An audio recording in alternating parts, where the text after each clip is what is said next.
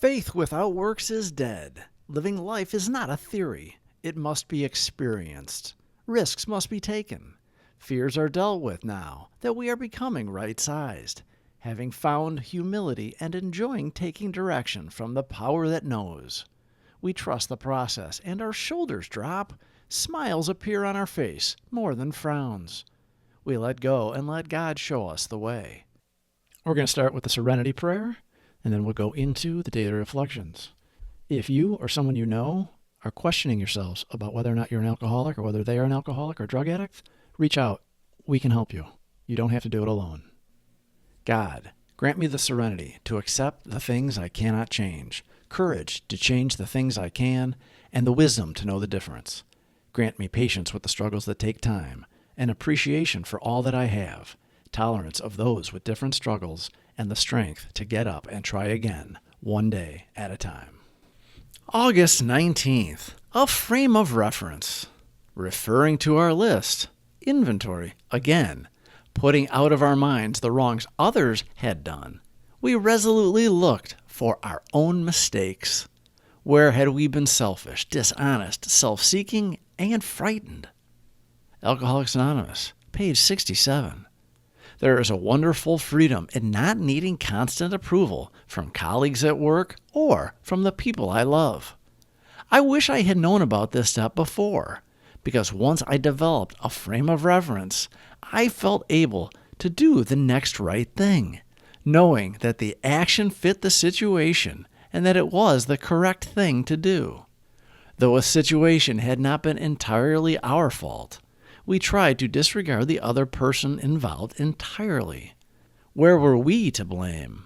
The inventory was ours, not the other man's. When we saw our faults, we listed them. We placed them before us in black and white. We admitted our wrongs honestly and were willing to set these matters straight.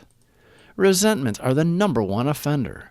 A resentment will fester and take us out. We will drink over it, and it usually is a silly matter not worth dying over, but we put super importance on it.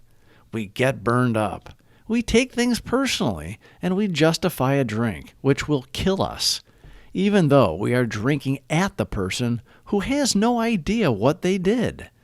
They are living rent-free in our heads. We literally take poison, alcohol, thinking it will kill the other person. Pure insanity. What else could it be called? But to us, it makes perfect sense in the moment. The fourth step, made a searching and fearless moral inventory of ourselves, is for our assets and liabilities, nobody else's. We admitted our powerless over alcohol, and we realized it is not alcohol alone, but we are powerless over other people, places, and things, pretty much everything. So we disregard what others did to us. We don't take any of it personally, or we shouldn't. We keep the spotlight on our behavior and actions because that is what we can control.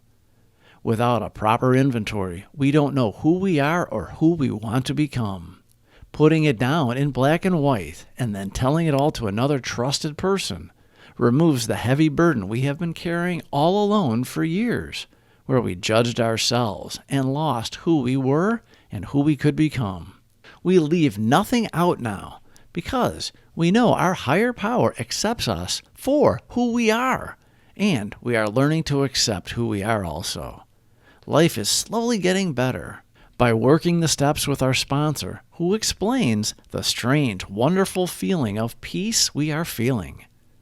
Other people's opinions, the good and the bad, are none of our business, and we lose the need for validation from anyone.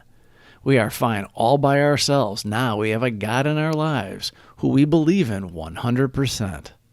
Our whole comportment is changing as we transition from living on self-centered fears to God-centered, service-oriented thinking.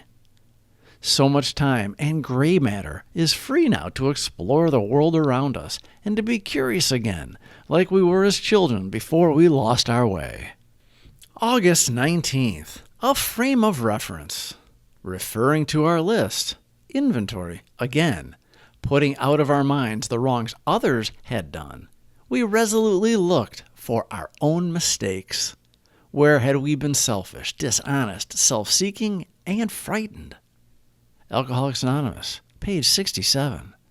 There is a wonderful freedom in not needing constant approval from colleagues at work or from the people I love.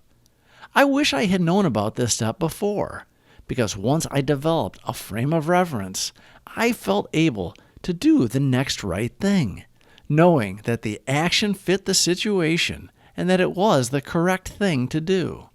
Please subscribe for more videos. Thank you for watching.